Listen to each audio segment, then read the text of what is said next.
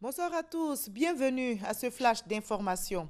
C'est jour de vote aujourd'hui en Côte d'Ivoire. Les Ivoiriens sont aux urnes depuis ce matin pour se prononcer sur le projet de nouvelle constitution.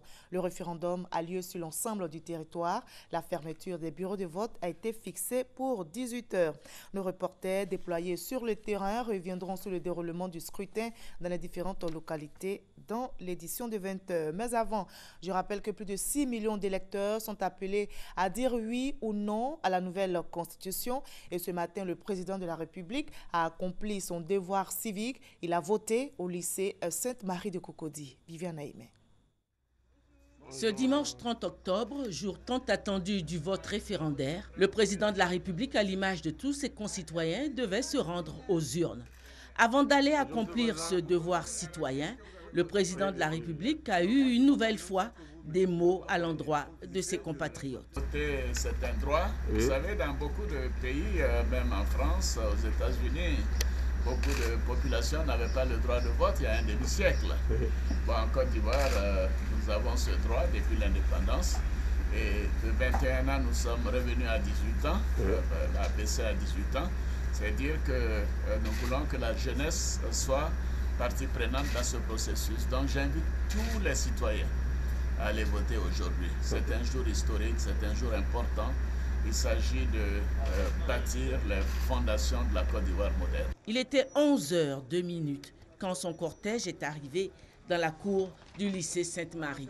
Accompagné de son épouse, le président de la République s'est rendu au bureau de vote numéro 6 sous les objectifs d'une nuée de caméras et d'appareils photo.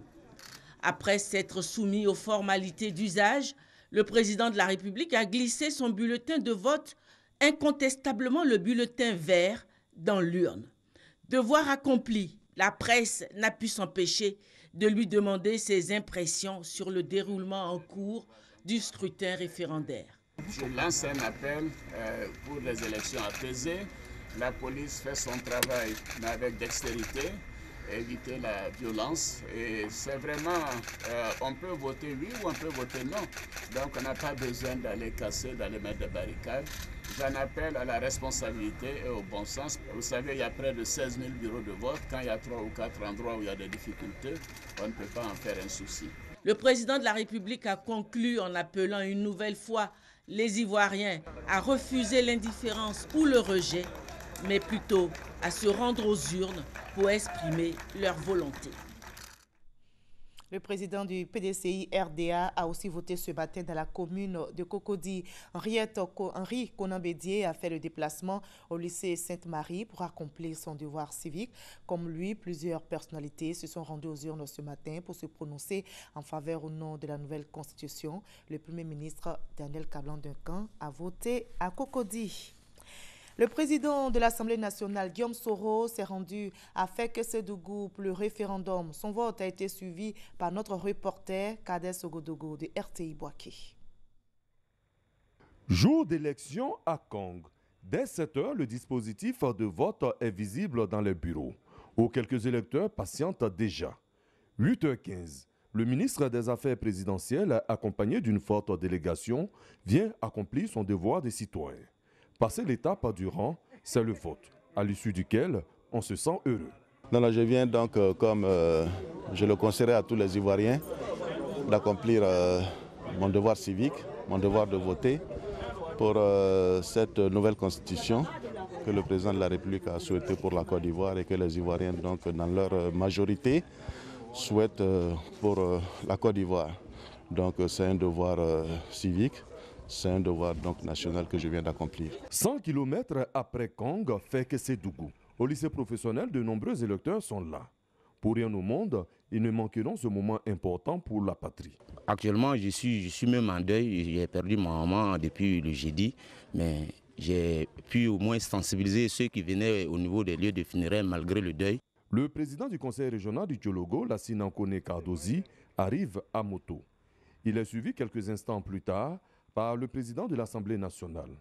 La deuxième personnalité du pays n'hésite pas à dévoiler des secrets après son vote. Maintenant que j'ai voté et que tout est clair, je peux vous dire ce que j'ai voté. Évidemment, étant un acteur important n'est-ce pas, de l'écriture de cette constitution, il est évident que j'ai acquiescé et que j'ai voté pour la troisième République. Notons que Kong et Fekese-Dougou comptent au total 61 726 électeurs répartis dans 221 bureaux de vote. Voilà, vous venez de voir le vote du ministre des Affaires présidentielles à Kong et celui de l'Assemblée nationale à Fekese-Dougou. Nous restons à l'intérieur du pays, précisément à Bouna, pour voir le déroulement du scrutin. C'est avec notre reporter, Ami Sissoko. Nord-est de la Côte d'Ivoire, à plus de 600 km d'Abidjan, Bouna, chef-lieu de la région du Boukani. Ce dimanche, jour de vote pour le référendum. À Bouna, c'est aussi jour de marché. Difficile pour les commerçants d'aller voter si tôt. Si on finit de vendre, on va aller voter. Comme aujourd'hui est dimanche là, voilà pourquoi on n'est pas parti vite pour aller voter. Je suis quitté à Bonoukou. Comme je suis venu ici hier samedi, aujourd'hui est dimanche, on doit voter. J'ai envoyé tout mon papier. Donc après, je vais aller voter. C'est ici, moi, je vote. Par contre, du côté des autorités de Boukani, dès 8 heures, elles ont accompli leur devoir civique. On vote pour cette nouvelle constitution. Vraiment, c'est l'avenir du pays que cela va garantir. Ça va aller à la paix, au développement de ce pays. Accomplir ainsi son devoir citoyen est pour moi un acte de fierté parce que je prouve mon amour pour mon pays, mon amour pour un pays prospère, un pays dans la paix et un pays dans la cohésion. Le moment était attendu, c'est un moment important, pour un texte important. Nous sommes en train d'écrire la Côte d'Ivoire nouvelle et c'est avec vraiment beaucoup de satisfaction que je me suis rendue à l'urne tout à l'heure. Aujourd'hui est jour de marché à Bouna, donc les gens vont se relayer et nous allons faire un grand score. Pour l'heure, dans les différents bureaux de vote, aucun incident majeur signalé.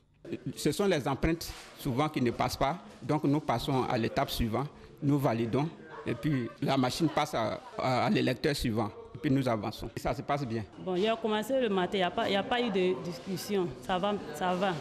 Pour la sécurisation du scrutin, les forces de l'ordre ont été déployées dans les 217 bureaux de vote, ce qui permettra à 51 539 électeurs de choisir librement entre le oui et le non pour le projet de constitution de la Troisième République. On a aussi voté à Séguéla. Les électeurs ont rallié les différents bureaux de vote pour se prononcer sur le projet de nouvelle constitution. Le reportage d'Honorine Ngori. Ils sont venus accomplir leur devoir de citoyens relatif au référendum de la nouvelle constitution de Côte d'Ivoire dans la commune de Séguéla. Les populations Koyaka et les habitants de cette localité disent être venus accomplir ce devoir civique parce qu'ils ont lu la constitution, d'autres parce qu'ils en ont entendu parler dans les médias. J'adhère à la constitution, je suis venu pour voter. Sans constitution, il n'y a pas d'État. N'est-ce pas?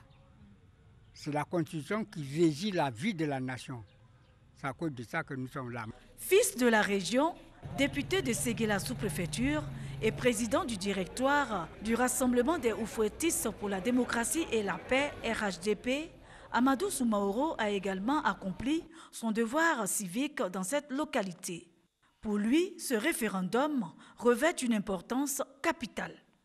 Ce référendum est d'autant plus important qu'il s'agit de doter notre pays d'institutions fortes, mais surtout, de permettre à la Côte d'Ivoire de connaître une paix durable et une stabilité politique qui pourra permettre à ce pays de connaître un développement harmonieux, un développement paisible. Le président du conseil régional du Worodougou a voté chez lui à Kani. Cette constitution, quand elle sera votée et promulguée, va constituer la rampe de lancement de la nouvelle Côte d'Ivoire. Et donc nous sommes témoins de cette histoire. À Kani, comme dans les bureaux de vote visités dans le Worodougou, le vote se déroule normalement. Et ce dimanche, jour de vote, la Côte d'Ivoire accueille le Premier ministre français Manuel Valls. Il est arrivé à Abidjan aujourd'hui, dernière étape de sa tournée africaine entamée vendredi dernier au Togo. Manuel Valls revient du Ghana, le compte rendu de Sylvie Touré. Troisième étape de la tournée ouest-africaine du Premier ministre français. Manuel Valls est arrivé en début d'après-midi à Abidjan, Il a été accueilli à l'aéroport par le Premier ministre Daniel Kablan-Duncan, des membres de son gouvernement et la notabilité Atchan. Ce séjour d'un peu plus de 24 heures est un symbole des bonnes relations entre la Côte d'Ivoire et la France. Manuel Valls mettra son séjour à profit pour solidifier davantage la coopération entre les deux pays. La France veut pour l'Afrique une alliance du XXIe siècle, a-t-il laissé entendre à l'entame de sa visite dans la sous-région. Le contexte, on le comprend aisément, la concurrence, voire la percée de la Chine et des pays émergents sur le continent qui menacent le confort économique de Paris. Ce séjour abidjanais se décline en 2 activités principales, visite d'entreprise et des séances de travail avec le Premier ministre et le Président de la République. Avant la Côte d'Ivoire, le Premier ministre français était au Togo et au Ghana. Fin de ce Flash Info, je vous retrouve à 20h pour une édition spéciale consacrée au référendum qui s'est tenu ce dimanche sur tout le territoire. À tout à l'heure.